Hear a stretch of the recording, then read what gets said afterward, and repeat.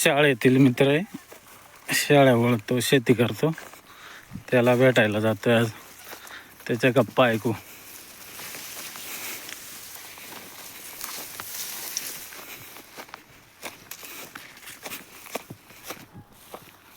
काय करतो रे?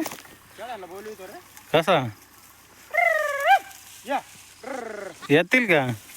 आले का आवाज दिला लगे पळत आल्या. असा आवाज यायचा फक्त, लगेच येता का? लगेच येत्या पळत, पाय लगे पळत आल्या बघ. अरे आपल्याला वाटलं आता इकडे बोलवायचं किंवा तिकडे न्यायचे, तिकडे जाऊन आवाज यायचा फक्त. लगेच येता का? हा बस एवढ्या आल्या. हा. या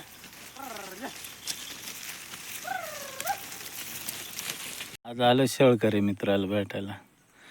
शेती करून शेळ्या पाळतो का? हा शेती काय लक्ष द्यायचं, शेळ्या पाळायच्या. काय शेतील जोडी पूरक चांगला आहे का धंदा? चांगला धंदा आपल्या शेती काय लक्ष द्यायचं, दुपारनंतर शेळ्या सोडायच्या. काय उत्पन्न वगैरे कसं आहे? उत्पन्न काय बकऱ्यांचा भरपूर आहे.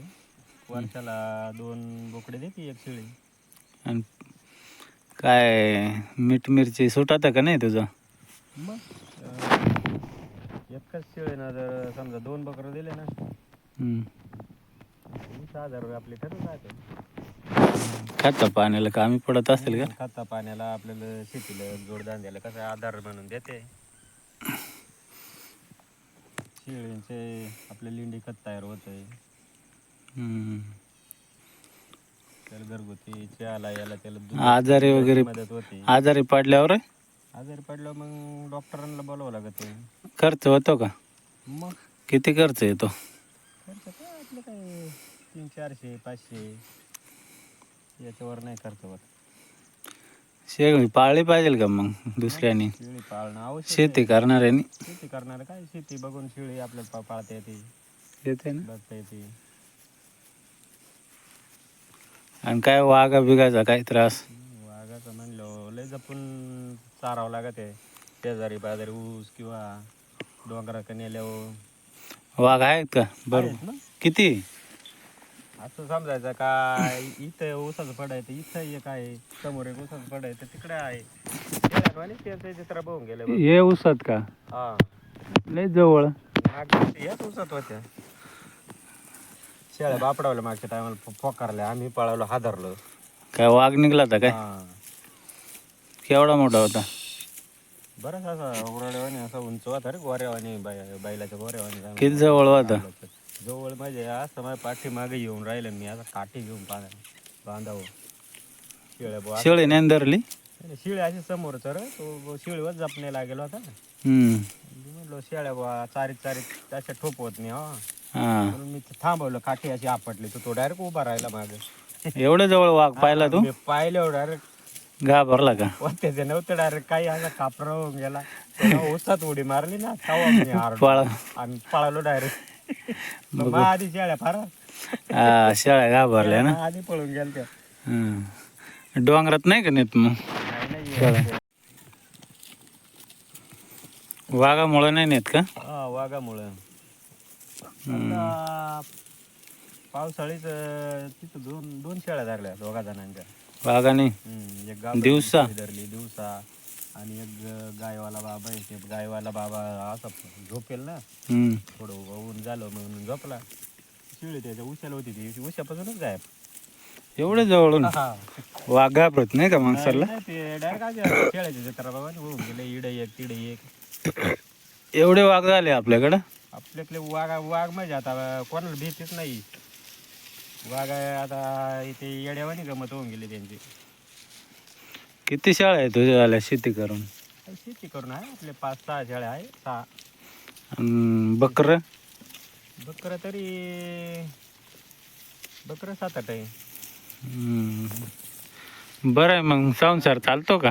मग कधी मी घरी नसलो तर बायको शेळ्यांका राहती. बायकोला काय काम असलं तर मी शेळ्यांका राहतो.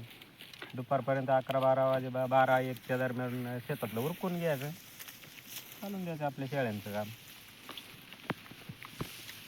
शेतीत काय काय करता येते? बागायत बागायत म्हणजे आपले टमाटर, कांदे, वांगी, गहू, फ्लावर कोबी. फ्लॉवर, कोबी.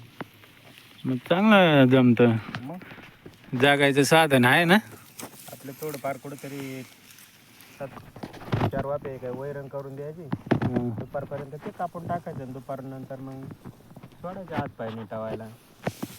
शाळा पळत नाही ना जास्त. नाही नाही लयच इकडं काय पाठी माग तर ऊस आहे. ऊस आहे, ह्याच ऊसात मागच्या वेळेस पोकारले ना. इकडं होता का वाघ? हा, मी आता ऊसाच्या बाजून जातो, शेळ तिकडे गेल्या. तर ते काय एक त्याचं हे काय आहे आकडा? आपल्या आकडा पाला बिला वाकवायला चारायला.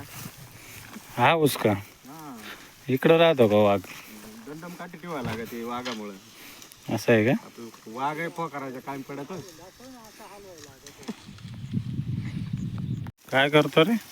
आकडीला पाला वडीतून शेळ्यांना. असं का? हा, या आकडीचा असा उपयोग होतो काय. या तर या माझी टाकी आता हम्म. तू राहिल्या. दूध निघत का रे शेळ्याचं? मग किती? 1 लिटर 1-1.5. खाया पुरती निघत? हा, बकराचं बागून कसायची पाणी होतं आपलं. चालेल. चांगलं राहतं का दूध?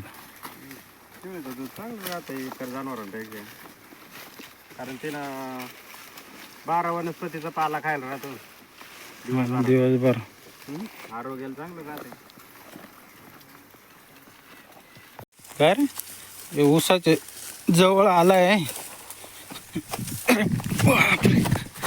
ऊसाच्या जवळ कधी वाघ नेईल ना पळून शाळ्या. नाही, एक जण ते अंगून नाही, एक जण मी इकडून नाही. संध्याकाळी त्यामुळे लक्ष देऊन राहावं लागत सावधरीतीनं. संध्याकाळ किती वाजता घरी नेतो शाळ्या? 5 किंवा 5:30च्या दरम्यान जातो घेऊन. आणि सोडायला सकाळच्या आपण वैरण टाकलंच राहते. मग 1च्या दरम्यान सोडायच्या शेती करून. शेती करून. मग वैरण सकाळी टाकलं का मग तेवढं शेतीतलं उरकून द्यायचं. आपले हात पाय नीटवायला थोडीफार बाहेरचा वैरण पाला खाते ना.